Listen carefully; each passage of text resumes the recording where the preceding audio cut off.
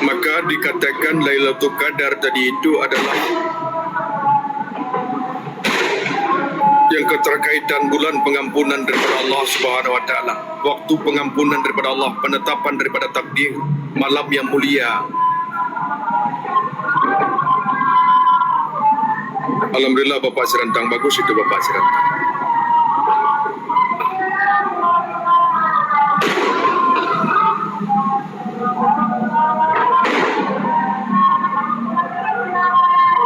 Maka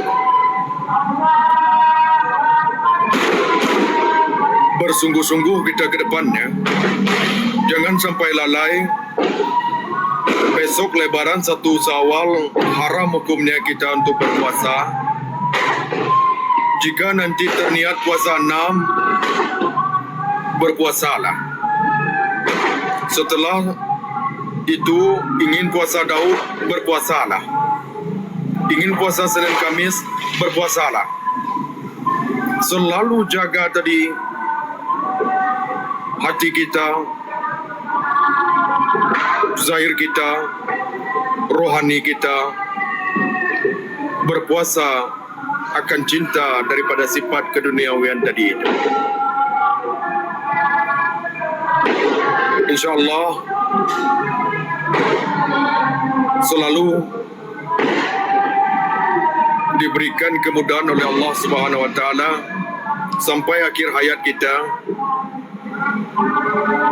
Terus kita amalkan, berbanyak berzikir, berbanyak berpuasa, tentu mengutamakan kewajiban.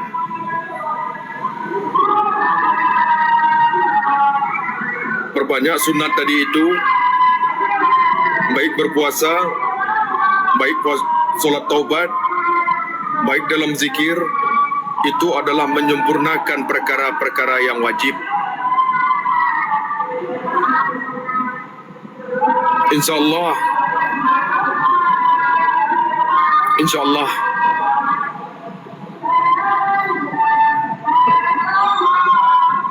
Allah berikan kemudahan, Allah berikan keberkahan.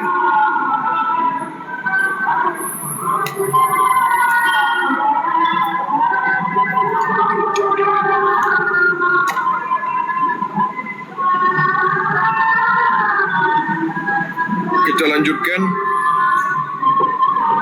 yang dikatakan kemenangan tadi. Ya saudaraku, ya Bapak Serantang, ya Bunda Puji. 06 sudah.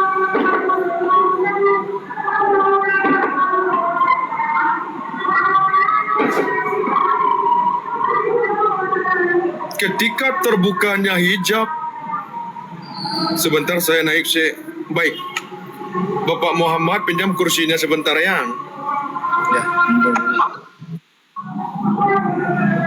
Silakan naik, saudaraku. Awak jadi bawah mau ya, Oh baik Matiar, pinjam kursinya Matiar ya. Bapak Muhammad di atas saja sebentar.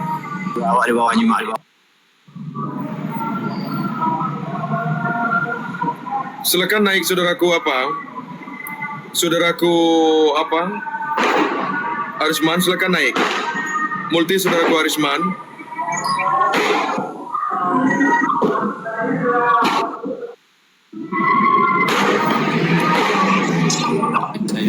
Mana saudaraku Arisman? Multi saudaraku Arisman. Maaf guru, saya diturunkan dulu aja biar dipakai Bapak Arisman. Oh baik Bunda Meriatun, pinjam kursinya Bunda Meriatun ya. Ya Pak Guru.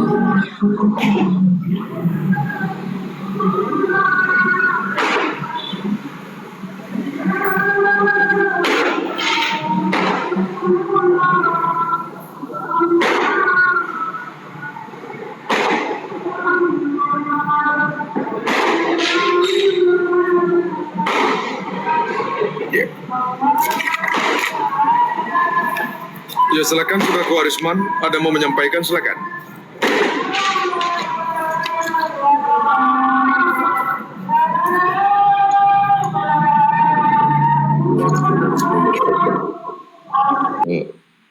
Silakan dilanjut dulu sih, mohon maaf sebelumnya.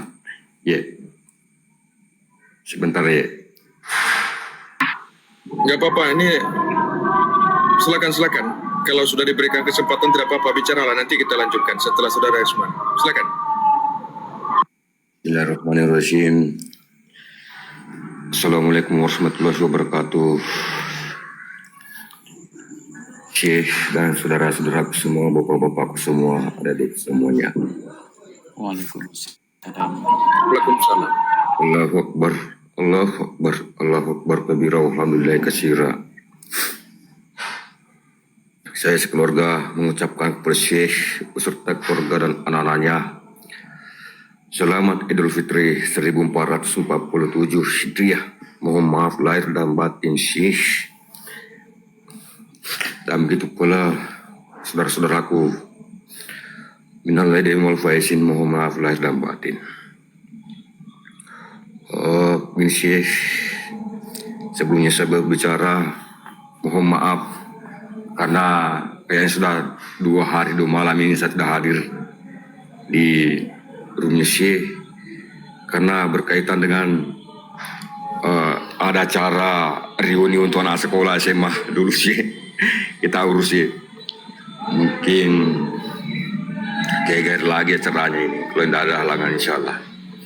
Dan sebelumnya saya minta maaf apabila ada kata-kata saya nanti tidak berkenan di hati, sekiranya saya dimaafkan karena saya bukan siapa-siapa dan bukan apa-apa.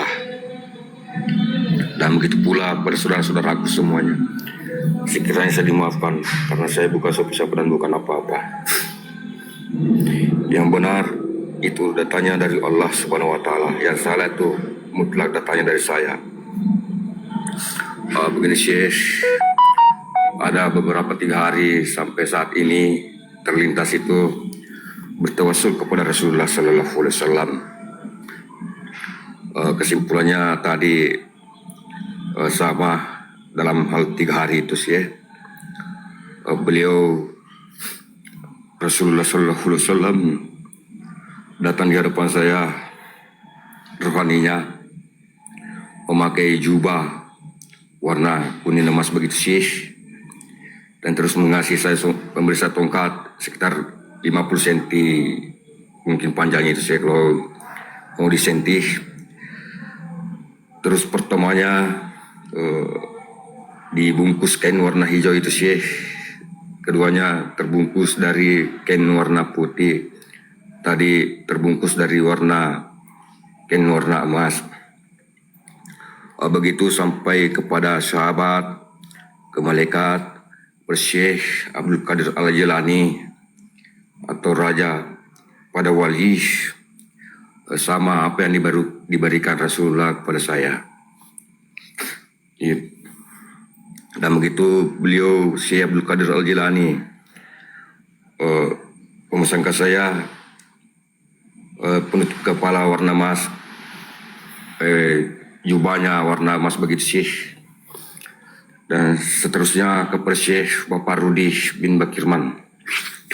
Syekh memesankan saya seperti apa yang dipesankan oleh Rasulullah Sallallahu Alaihi Wasallam. Syekh terlintas jubahnya, jubah warna emas, untuk kepalanya atau surbannya Syekh warna emas juga itu Syekh. Terus ada gayun terisi air begitu Syekh, seperti saya dimandikan oleh Syekh.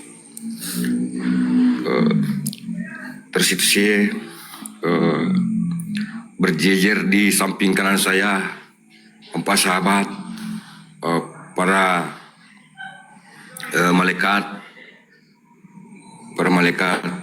dan Syekh Abdul Qadir Al-Jilani dan Syekh Bapak Rudi, dan terlintas juga orang tua yang masih hidup tuh Syekh, yang perempuan berjejer di samping kanan saya begitu Syekh. Terus Rasulullah Sallallahu Alaihi Wasallam memesankan semua kalung emas begitu Syekh, para wali, para sahabat, kepada Syekh, pada orang tua begitu Syekh. Artinya memberi hadiah seperti itu saya lihat begitu Syekh. dengan pandangan basir saya, rasa yang merasakan terlintas begitu Syekh. Terus Syekh memberi satu tongkat seperti apa yang diberikan oleh Rasulullah SAW, sekitar 50 cm begitu Syekh, terbungkus kain warna emas begitu Syekh. Ya. Mohon maaf Syekh sebelumnya saudara saya dan kata-kata saya apabila tidak berkenan di hati, sekiranya saya dimaafkan. Begitu pula saudara-saudaraku, sekiranya saya dimaafkan karena saya ini bukan siapa-siapa dan bukan apa-apa. Dan selanjutnya saya tadi malam, mohon maaf saya lupa, terlintas ada cahaya warna kuning emas masuk di dalam rumah begitu Syekh. Sekitar jam 3 malam itu kalau tidak salah ya.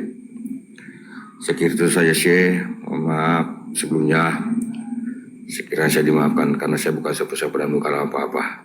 Assalamualaikum warahmatullahi wabarakatuh.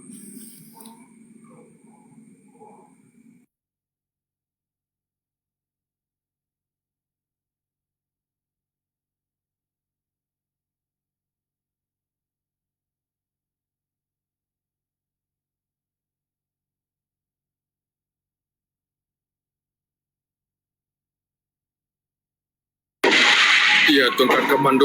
Iya, Bapak Abdul Ghani. Itu sifatnya ilmu waris yang turun-temurun itu, saudaraku. Maka ada juga bunda kita, bapak kita yang lain diberikan tongkat.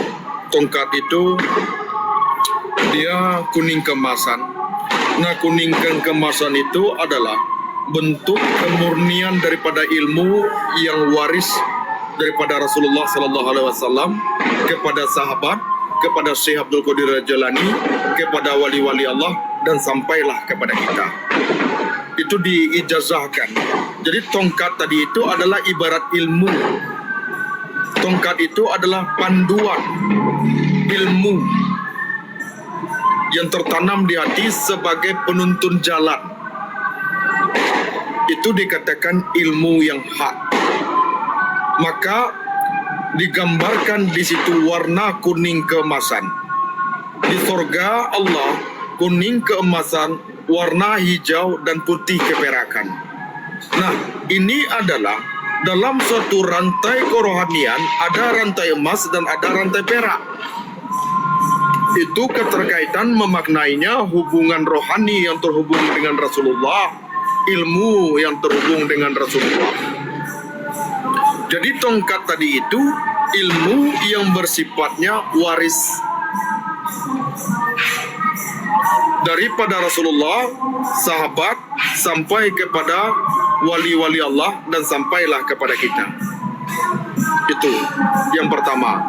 Sorban merupakan sesuatu hal yang keterkaitan letaknya tinggi di kepala kita, karena yang menjadi saksi terakhir kepada rambut kita.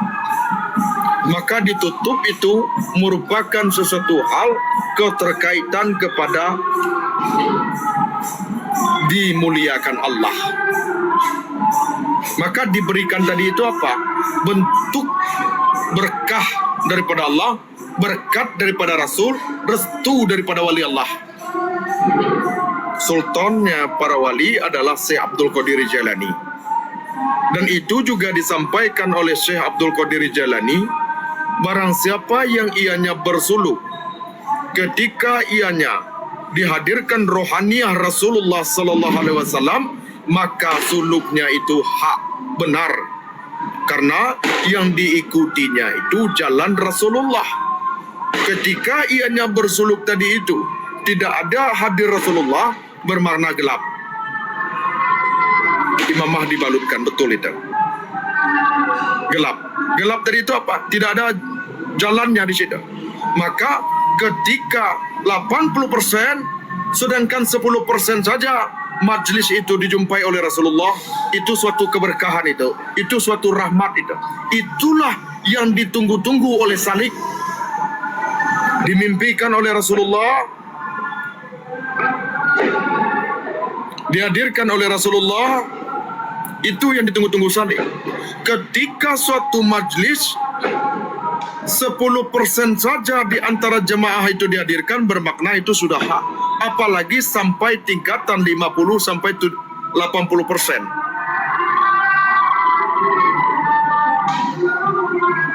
Karena berpedoman dengan Al-Quran, berpedoman dengan hadis, berpedoman dengan ulama-ulama kita terdahulu, kita amalkan dengan suatu keikhlasan. Maka ada yang dikatakan nanti diberikan, ada juga diberikan mahkota emas itu. Mahkota emas itu adalah kemuliaan, derajat kemuliaan. Jadi ada dua tanda orang-orang yang dimuliakan Allah Subhanahu wa Ta'ala, yang keterkaitan dan yang dihinakan Allah. Apa efeknya kepadanya? Untuk mengukur kepada diri kita, tapi jangan pula kita merasa dimuliakan. Tidak boleh itu. Tidak boleh. Jangan pula kita merasa dimuliakan Allah. Jangan. Tidak boleh. Itu hanya isarah pemberian. Tetapi jangan takjub dengan pemberian. Ketika takjub dengan pemberian tadi itu, ujub dan riya terhijab nanti. Tidak boleh. Maka itu dilarang. Dilarang betul itu. Orang-orang yang dimuliakan Allah Subhanahu wa Ta'ala, dia merasa hina di hadapan Allah. Karena selalu ianya ditajalikan maha kemuliaan Allah. Orang-orang yang di sisi Allah dihinakan, ianya selalu merasa lebih baik daripada makhluk Allah. Itu orang yang dihinakan Allah. Aplikasinya dalam kehidupan orang yang dimuliakan Allah, selalu menyesali kesalahannya, selalu ianya bertobat dan bersungguh-sungguh ianya bertobat dan tidak mau mengulangi perkaranya lagi yang pernah dilakukannya itu. Tidak mau dia. Orang yang dihinakan suka ianya melakukan suatu kemaksiatan. Jadi ada diberikan imamah, ada diberikan mahkota emas, itu merupakan derajat kemuliaan. Ada 3, derajat terpuji, derajat kemuliaan, dan kenikmatan rohaniah. 3, pemberian daripada Allah ketika kesungguhan daripada salik tadi itu, yang melalui waridat.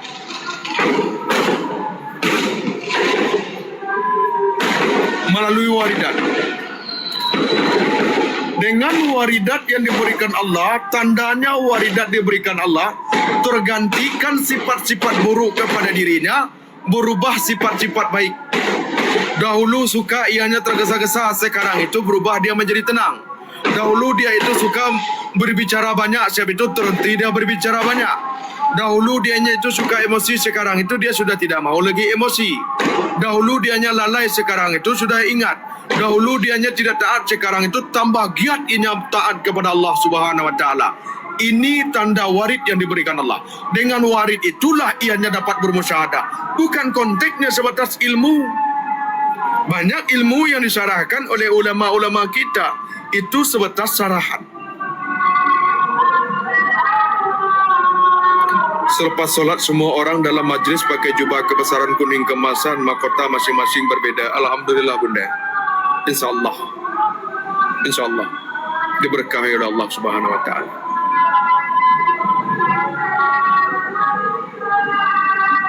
Itu tandanya.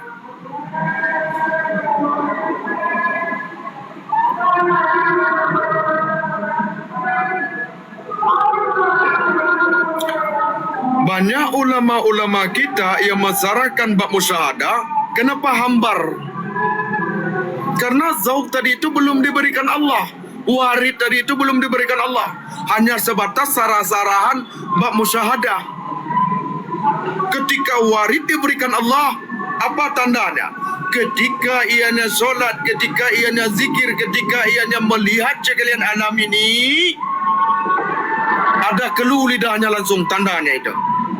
Menggigil anggota tubuhnya, keluh lidahnya, hatinya tidak terlepas Allah, Allah, Allah, Allah, Allah. Ada juga yang seperti itu. Ada juga langsung meneteskan air matanya. Ada juga tersenyum dengan kenikmatan yang betul nikmat, tidak bisa ianya mengucapkan. Ada juga secara spontan dia mengucapkan Allah. Menggigil anggota tubuhnya itu. Nah, menggigil anggota tubuhnya itu karena diberikan waridat oleh Allah Subhanahu wa taala. Ada dingin dalam bentuk penyucian, ada menggigil warid yang diberikan Allah tadi itu.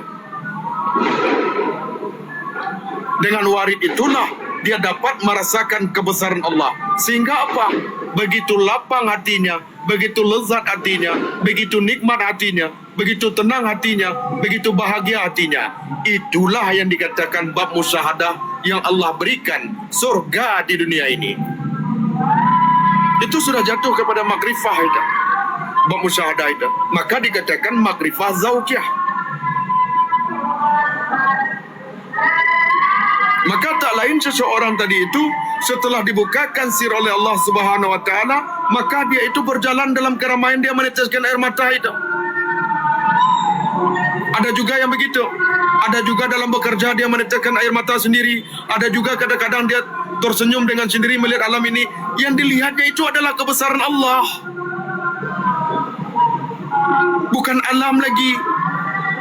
Walaupun penglihatannya alam, tetapi basirahnya memandang kebesaran Allah.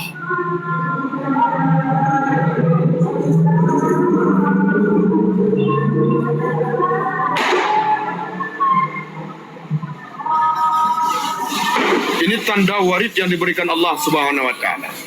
Sehingga Allah berikan cahaya iman. Dengan cahaya iman itulah ianya merasakan lezat di saat bermusyahadah. Dia merasakan lezat di saat muraqabah.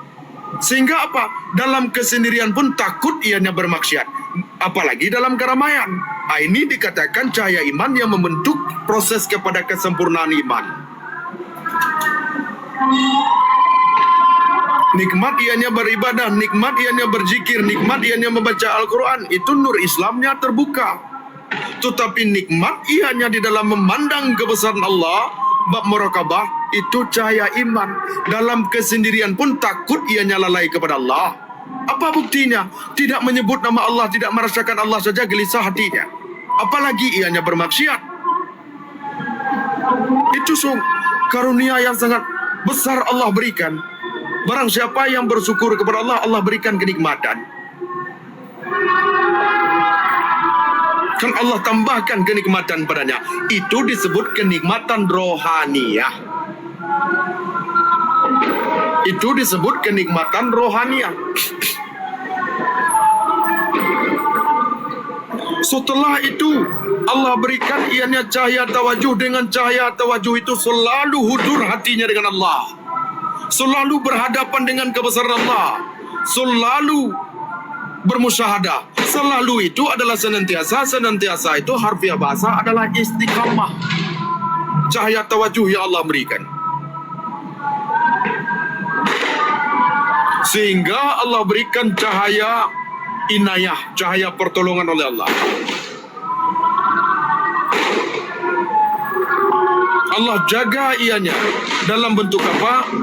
Ketika ianya bermaksiat, langsung azab Allah datang kepadanya. Ada beberapa tanda. Yang pertama, Allah gelisahkan hatinya. Yang kedua, ada di dadanya itu merasa ditusuk-tusuk. Yang ketiga, anggota badannya itu lemas. Yang keempat, ada perkara yang lain datang kepadanya tanpa diduga, berupa azab peringatan kepadanya agar cepat kembali kepada Allah. Maksudnya cepat bertobat daripada maksiat yang dilakukannya itu. Maka dalam perkara-perkara kajian itu tidak boleh sama sekali kita mensekajai dalam maksiat, karena azabnya langsung. Azabnya langsung itu. Karena apa? Karena itu adalah sifat terjali daripada Allah yang dikatakan sifat kahar Allah, memaksa hati tadi itu kembali lagi kepada Allah. Kembali tadi itu bertobat. Nah, inilah yang dikatakan tingkatan arif. Kalau orang yang umum, dia selalu mengekali kesalahan tadi itu. Tidak mau dia bertobat dengan kesalahannya. Tetapi kalau golongan yang arif tadi itu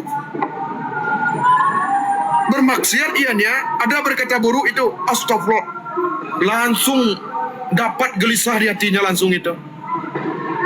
Lemas langsung anggota badannya itu. Ada aja azab datang kepadanya itu. Jadi ini tidak bisa dimain-mainkan itu. Memang koridornya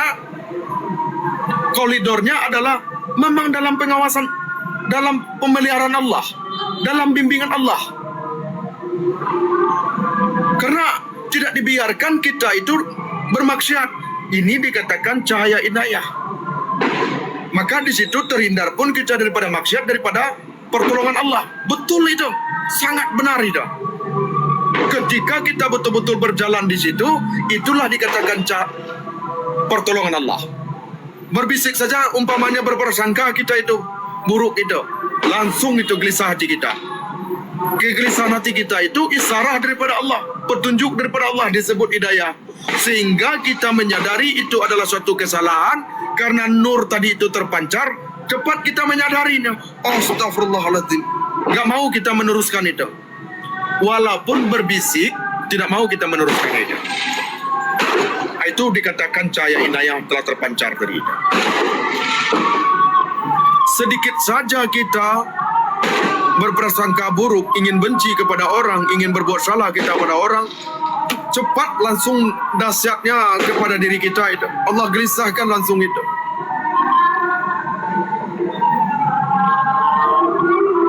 Tetapi kalau misalnya ada petunjuk Allah untuk kebaikan, mudah saja kita melaksanakannya. Ketika kita menunda-nunda, gelisah diri kita. Perhatikan ya, ada petunjuk yang baik kepada kita. Umpamanya kita untuk melakukan kebaikan, terdorong kuat itu. Tetapi kita tunda-tunda, gelisah hati kita. Kenapa gelisah ini? Itu merupakan petunjuk. Segera ianya melakukan. Karena apa? Orang-orang yang arif, segera ianya menunaikan perintah Allah. Itu tandanya itu.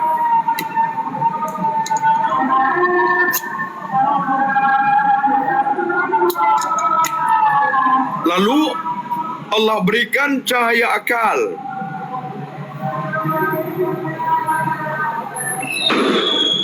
Boleh Bapak Sirantang, nanti dikodokan saja dengan puasa 6, nggak apa-apa Bapak Sirantang, nggak apa-apa. Alhamdulillah saudaraku Harisman.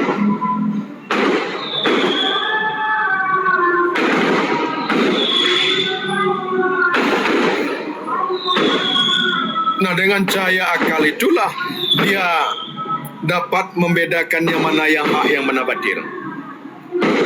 Kan pernah dijabarkan, seluruh anggota tubuh kita ini telah Allah terjalikan Furqan. Kan telah dikabarkan itu dahulu kan, telah diterjalikan Furqan. Apa tandanya? Pada mata kita ini ada nampak kecil, ada nampak besar, ada nampak jauh, ada nampak dekat. Itu pembeda tidak? Di lidah kita ada rasa pahit, ada rasa manis, ada rasa asin, ada rasa asam. Pembeda. Kulit kita ketika ada dapat merasakan panas, dapat merasakan dingin. Pembeda.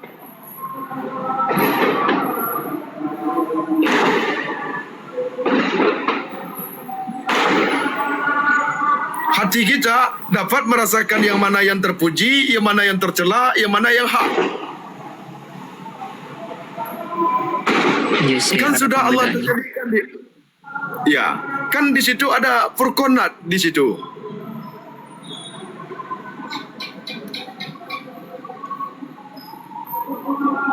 Nah, ini ketika dapat membedakan tadi itu, itulah cahaya akal tadi itu.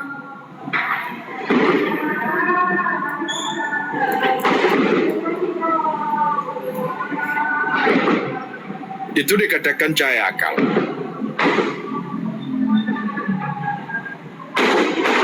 Nah, diberikan lanjut kepada tadi saudara kita, diberikan jubah, ada diberikan Al-Quran kuning keemasan. Karena tuntutan warisan daripada wasiat yang diwariskan oleh Rasulullah adalah Al-Quran dan Sunnah.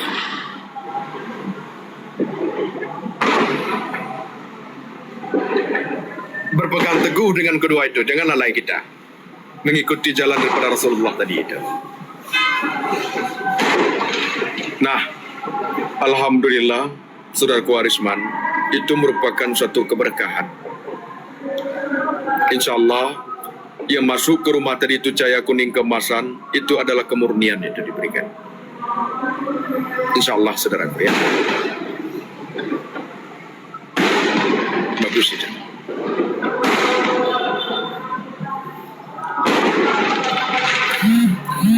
Ada yang bertanya tadi itu, ada berjumpa Rasulullah, boleh diceritakan? Boleh, kecuali kepada pembimbing kita saja. Selain kepada pembimbing kita tidak boleh diceritakan itu. Siapa yang membimbing kita, itu boleh kita ceritakan, dia nanti mengisyarahkan kepada kita. Ada yang bertanya tadi, siapa itu? Si Umu. Boleh tak? Tidak boleh kita menceritakan kepada istri pun tidak boleh itu, kepada suami pun tidak boleh itu. Apalagi kepada orang lain, tidak boleh.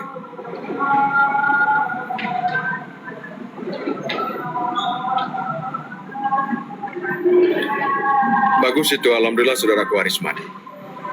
Ada lagi yang mau disampaikan, silakan. Waalaikumsalam, Kak Wamsi.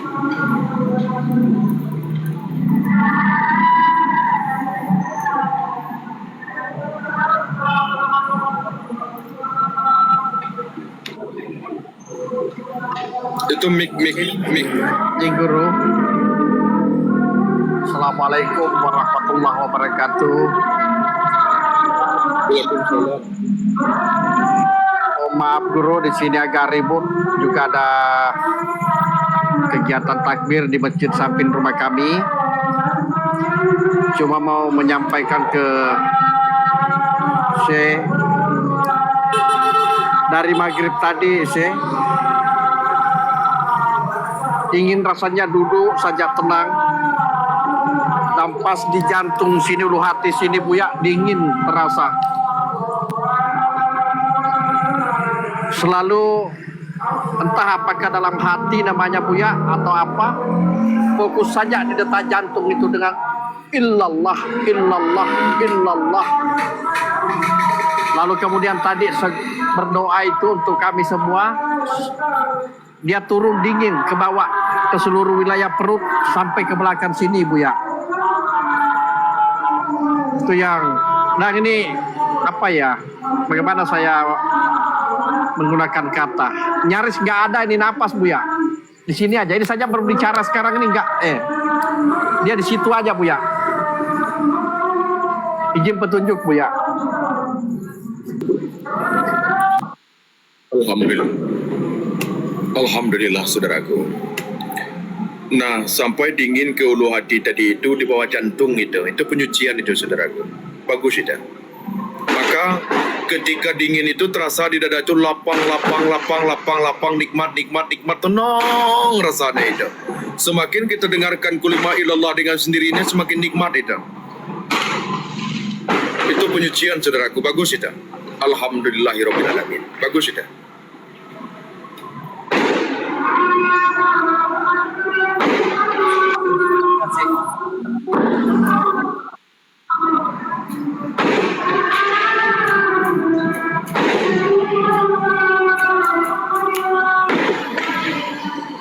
Waalaikumsalam Bapak Daniel. Bermimpi sholat berjamaah bersama Rasulullah, Guru, apa itu artinya, Bu ya? Nah itu alhamdulillah Bunda. Mimpi sholat itu adalah mimpi yang baik itu. Mimpi hidayah, mimpi keberkahan, apalagi diimami oleh Rasulullah. Ketika diimami Rasulullah bermakna itulah yang kita ikuti. Jalan daripada Rasulullah tadi itu. Itulah yang dikatakan berkah daripada Allah Subhanahu wa taala. Alhamdulillah Bunda Hamimah. Udah 2 hari ini Buya posisinya dekat Rasulullah, terus pakai baju adat daerah kuning keemasan. Ya alhamdulillah Bunda. Insyaallah diberikan semua untuk majelis kita keberkahan,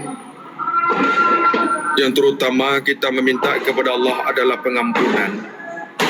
Insyaallah Rasulullah bersabda, barang siapa yang mengikuti jalanku maka ia bersamaku. Barang siapa yang mengikuti jalanku maka ia bersamaku, kata Rasulullah.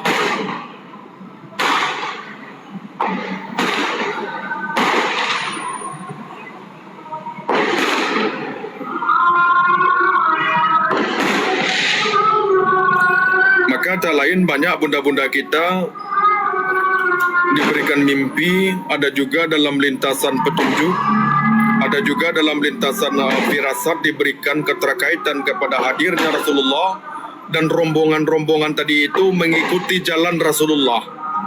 Yang saya perhatikan, kebanyakan bunda-bunda dan bapak-bapak kita semuanya itu pakai jubah putih dan mengikuti jalan daripada Rasulullah. Rasulullah yang paling depan itu.